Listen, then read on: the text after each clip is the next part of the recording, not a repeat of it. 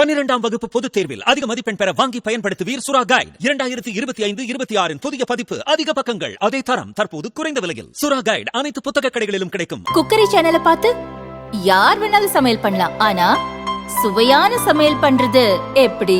நான் இதயம் நல்லெண்ணெயில சமையல் பண்றேன். ஆஹா ஓஹோன்னு பாராட்டுறாங்க. நீங்களும் இதயம் நல்லெண்ணெயில சமையல் பண்ணுங்க, பாராட்ட வாங்குங்க. தினம் தோறும் வாங்குவே இதயம் இதயம். வணக்கம். செய்திச் சுருக்கம்.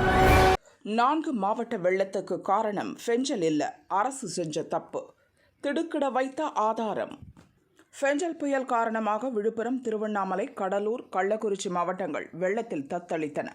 இன்னும் பல பகுதிகளில் வெள்ளம் வடியவில்லை. இவ்வளவு பெரிய வெள்ளத்துக்கு மழை மட்டும் காரணம் இல்லையாம். அரசு செய்த மிகப்பெரிய தவறும் பின்னணியில் இருக்கும் தகவல் அதிர்ச்சி அடைய வைத்துள்ளது.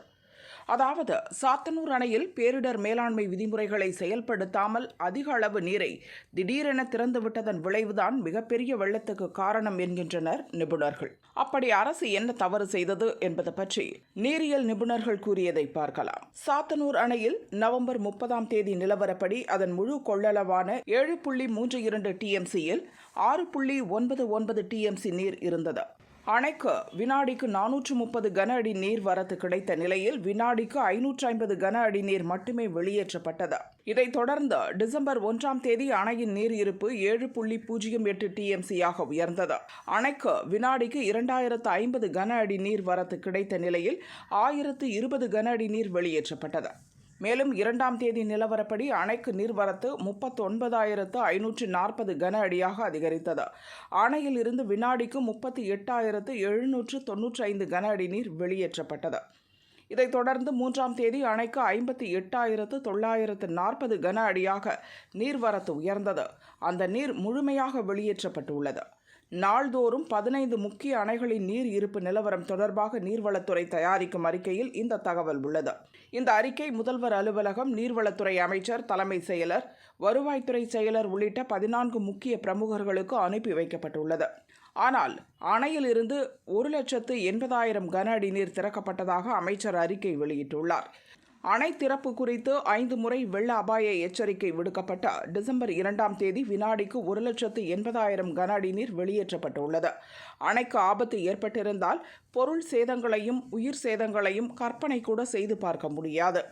அப்படியான ஆபத்து ஏற்படாமல் தடுக்க முன்னெச்சரிக்கை நடவடிக்கையாக அதிகளவு நீர் திறக்கப்பட்டது என்றும் துரைமுருகன் கூறியுள்ளார். ஆனால் நீர்வளத்துறை அறிக்கைக்கும் அமைச்சர் அறிவிப்புக்கும் மலையளவு முரண்பாடு உள்ளது. பருவமழை காலங்களில் தேசிய மற்றும் மாநில பேரிடர் மேலாண்மை விதிப்படி அணைகளின் முழு கொள்ளளவில் 1 TMCயை சேமிக்கும் அளவிற்கு காலியாக வைத்திருக்க வேண்டும். ஆனால் சாத்தனூர் அணை முழு கொள்ளளவான 7 TMC நிரம்பும் வரை காத்திருந்து திடீரென வினாடிக்கு 1,08,000 கன அடி நீர் வெளியேற்றப்பட்டுள்ளது. அணைக்கு நீர்வரத்து அதிகரிக்க வாய்ப்புள்ளதாக மத்திய நீர்வளத்துறை வாயிலாக நவம்பர் 29ஆம் தேதி எச்சரிக்கை விடுக்கப்பட்டுள்ளது. 5 முறை வெள்ள அபாய எச்சரிக்கை விடப்பட்டதாக கூறப்பட்டாலும் நீர் மேலாண்மையில் முறையான கவனத்தை நீர்வளத்துறை செலுத்தவில்லை என்பது இதன் வாயிலாக உறுதியாகியுள்ளது. சாத்தனூர் அணையால் தான் திருவண்ணாமலை, விழுப்புரம், கள்ளக்குறிச்சி, கடலூர் மாவட்டங்கள் வெள்ளத்தில் தத்தளிக்கின்றன. இதை அமைச்சரும் அதிகாரிகளும் மறைக்க முயற்சிக்கின்றனர். அரசு முறையாக விசாரணை நடத்தி நடவடிக்கை எடுத்தால் மட்டுமே வரும் காலங்களில் இதுபோன்ற தவறுகளை தடுக்க முடியும் என்று நீரியல் நிபுணர்கள் கூறினர். வெள்ளத்தால் பாதிக்கப்பட்ட மாவட்டங்களில் அரையாண்டு தேர்வு ஒத்திவைப்பு. ஃபெஞ்சல் புயல் காரணமாக விழுப்புரம், கடலூர், கள்ளக்குறிச்சி, வேலூர், சேலம், கிருஷ்ணகிரி, திருவண்ணாமலை உள்ளிட்ட மாவட்டங்கள் பெரும் பாதிப்பை சந்தித்தது. பாதிக்கப்பட்ட பகுதிகளிலிருந்து மக்கள் மீட்கப்பட்டு முகாம்களில் தங்க வைக்கப்பட்டுள்ளனர். அவர்களுக்கான உணவு, மருத்துவம் உள்ளிட்டவை தமிழக அரசால் வழங்கப்பட்டு வருகிறது. வெள்ளநீர் வீடுகளில் புகுந்து மாணவர்களின் புத்தகங்கள் நீரில் மூழ்கியது. பல்வேறு இடங்களில் பள்ளிகளுக்குள் மழைநீர் புகுந்து பொருட்கள் சேதமடைந்துள்ளது. தமிழகத்தில் டிசம்பர் 9ஆம் தேதி முதல் அரையாண்டு தேர்வு தொடங்க உள்ள நிலையில் வெள்ளத்தால் பாதிக்கப்பட்ட மாவட்டங்களுக்கு அரையாண்டு தேர்வு ஜனவரியில் நடத்தப்படும் என பள்ளிக்கல்வித்துறை அமைச்சர் மகேஷ் தெரிவித்திருந்தார். அதன் அடிப்படையில் விழுப்புரம், கடலூர், திருவண்ணாமலை மாவட்டங்களுக்கு அரையாண்டு தேர்வு ஒத்திவைக்கப்பட்டுள்ளது. இந்த 3 மாவட்டங்களுக்கு ஒத்திவைக்கப்பட்ட அரையாண்டு தேர்வுகள் ஜனவரி 2ஆம் தேதி முதல் ஜனவரி 10ஆம் தேதி வரை நடைபெறும் என பள்ளிக்கல்வி இயக்குனர் அறிவித்துள்ளார். 10, 11, 12ஆம் வகுப்புகளுக்கு மழைநீர் வடிந்தவுடன் செய்முறை தேர்வு நடத்திடவும் உத்தரவிடப்பட்டுள்ளது. தேர்வு ஒத்திவைக்கப்பட்ட 3 மாவட்டங்கள் உட்பட அனைத்து மாவட்ட பள்ளிகளுக்கும் டிசம்பர் 24ஆம் தேதி முதல் ஜனவரி 1ஆம் தேதி வரை அரையாண்டு தேர்வு விடுமுறை விடுக்கப்பட்டுள்ளது. பெஞ்சல் புயல் பாதிப்பு நிதி டோக்கன் விநியோகம் துவக்கம். பெஞ்சல் புயல் காரணமாக விழுப்புரம், கள்ளக்குறிச்சி, கடலூர் மாவட்டங்களில் பெய்த கனமழையால் வெள்ளப்பெருக்கு ஏற்பட்டது. பலரின் வீடுகளில் தண்ணீர் புகுந்தது. மக்களின் வாழ்வாதாரம் முடங்கியது. பாதிக்கப்பட்ட குடும்பங்களுக்கு ரேஷன் கார்டு அடிப்படையில் தலா 2000 ரூபாய் வழங்க தமிழக அரசு உத்தரவிட்டுள்ளது. இந்த நிவாரணத் தொகை ரொக்க பணமாக ரேஷன் கடைகள் வாயிலாக கார்டுதாரர்களிடம் வழங்கப்பட உள்ளது. ஒரே சமயத்தில் அனைவரும் கூட்டமாக வருவதை தடுக்க எந்த தேதி, எந்த நேரம் வர வேண்டும் என்ற விவரம் அடங்கிய டோக்கன் விநியோகம் கார்டுதாரர்களின் வீடுகளில் துவங்கியது.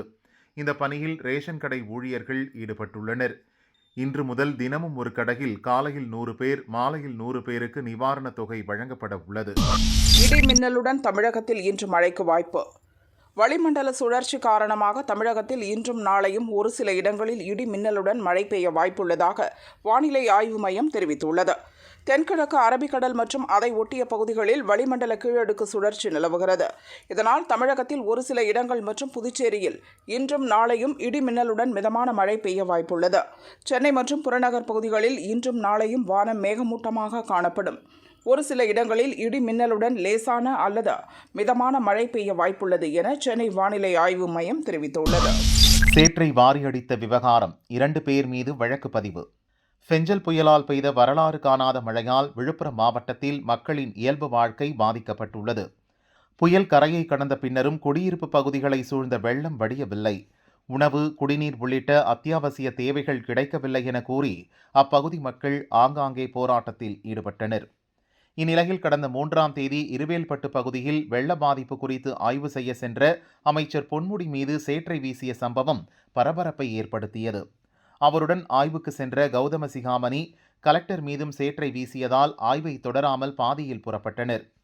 இது தொடர்பாக விசாரணை நடத்தி வந்த போலீசார் பாரதிய ஜனதா பிரமுகர் விஜயராணி மற்றும் அவரது உறவினர் ராமகிருஷ்ணன் ஆகியோர் மீது 3 பிரிவுகளில் வழக்கு பதிவு செய்துள்ளனர். திருச்சி எஸ்பி வருண்குமார் மீது டிஜிபி அலுவலகத்தில் புகார். நாம் தமிழர் கட்சியினருக்கும் திருச்சி மாவட்ட காவல் கண்காணிப்பாளர் வருண்குமாருக்கும் இடையே கடந்த சில மாதங்களாகவே மோதல் போக்கு நீடிக்கிறது. சண்டிகரில் நடைபெற்ற ஐபிஎஸ் அதிகாரிகளின் 5வது மாநாட்டில் நாம் தமிழர் கட்சி பிரிவினைவாத இயக்கம் என வருண்குமார் பேசினார்.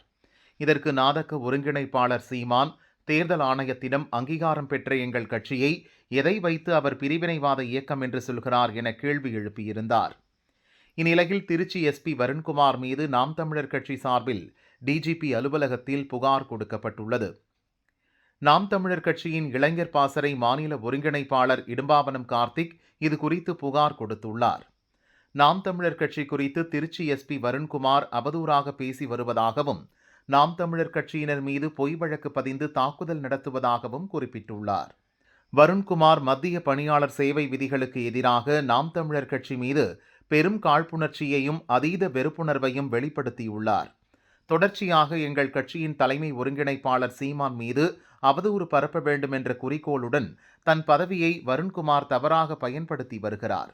எனவே மாவட்ட காவல் கண்காணிப்பாளர் பதவியிலிருந்து வருண்குமாரை மாற்ற வேண்டும் என இடும்பாவனம் கார்த்தி மனு அளித்துள்ளார். ஊழியர்களுக்கு இருக்கை தராத நிறுவனங்களுக்கு நோட்டீஸ். தமிழகத்தில் ஜவுளி கடைகள் உள்ளிட்ட கடைகளில் ஊழியர்கள் பல மணி நேரம் நின்று கொண்டே வேலை பார்க்கும் நிலை இருந்தது. அவர்களுக்கு அமர இருக்கை தர வேண்டும் என எழுந்த கோரிக்கைகளின் அடிப்படையில் உட்காரும் உரிமை ரைட் டு சிட் என்ற சட்டத்தை தமிழக அரசு அறிமுகப்படுத்தியது.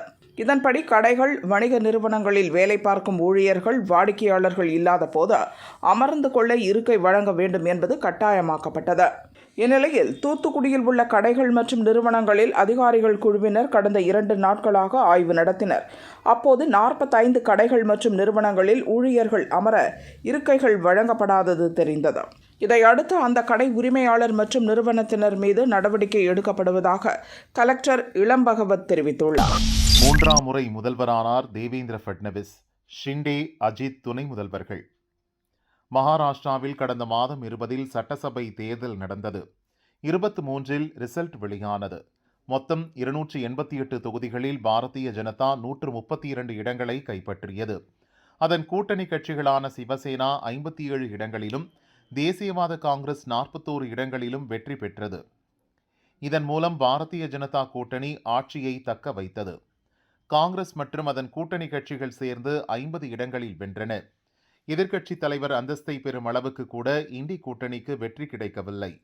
இதையடுத்து முதல்வர் யார் என்பதில் ஏற்பட்ட குழப்பம் 10 நாட்களுக்கு பின் முடிவுக்கு வந்தது. மும்பையில் நடந்த பாரதிய ஜனதா எம்எல்ஏக்கள் கூட்டத்தில் சட்டசபை குழு தலைவராக தேவேந்திர ஃபட்னவிஸ் தேர்வானார்.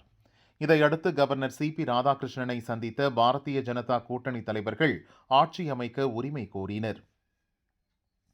தேவேந்திர ஃபட்னவிஸை முதல்வர் பதவியேற்கும்படி கவர்னர் ராதாகிருஷ்ணன் அழைப்பு விடுத்தார். இதைத் தொடர்ந்து மும்பையில் நடந்த பிரம்மாண்ட விழாவில் மகாராஷ்டிர முதல்வராக தேவேந்திர ஃபட்னவிஸ் பதவியேற்றார். கவர்னர் CP ராதாகிருஷ்ணன் பதவி பிரமாணம் செய்து வைத்தார். தேவேந்திர சரிதா கங்காதர் ராவ் ஃபட்னவிஸ் எனும் நான் என மராத்தி மொழியில் தன் பெயருடன் தாய் தந்தை பெயரையும் சேர்த்து பதவி பிரமாணம் ஏற்றார் ஃபட்னவிஸ். 2014 சட்டசபை தேர்தலில் வென்று முதல் முறையாக முதல்வரான தேவேந்திர ஃபட்னவிஸ் தொடர்ந்து 5 ஆண்டுகள் ஆட்சி செய்தார். 2019 தேர்தலுக்கு பிறகும் மீண்டும் முதல்வரானார் ஃபட்னவிஸ். பாரதிய ஜனதாவுடனான கூட்டணியை உத்தவ் தாக்கரே முறித்துக் கொண்டதால் சில நாட்களில் பதவியை ராஜினாமா செய்தார். தற்போது 2024 தேர்தலில் பாரதிய ஜனதா கூட்டணி வெற்றி பெற்றதை அடுத்து ஃபட்னவிஸ் 3வது முறையாக முதல்வரானார்.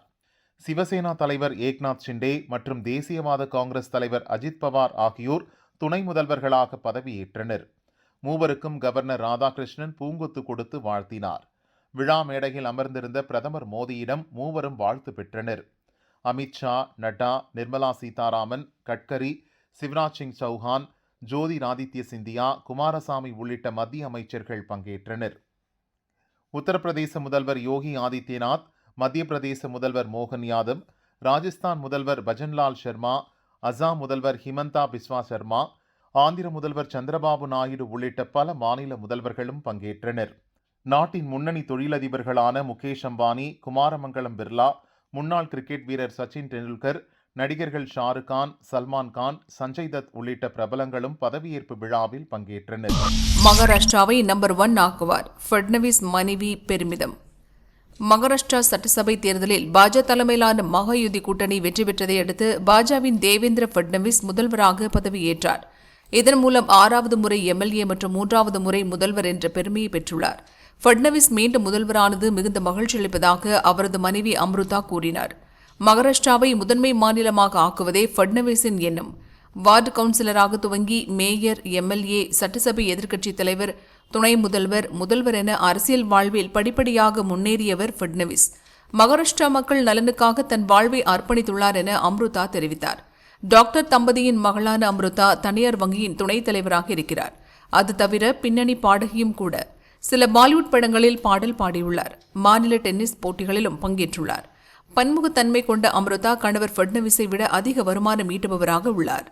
देखिए, मी पुन्हा इन क्या है, ये एक लोक सेवा के लिए मैं रोज वापस आऊंगा, ये एक उनकी बात है. तो कभी कोई पद लेके, कभी अपोजिशन में, कभी बिना पद के वो रोज वापस आते ही है. तो मी पुन्हा इन हर रोज होना चाहिए ताकि महाराष्ट्र नंबर 1 स्टेट हर एंगल से हो.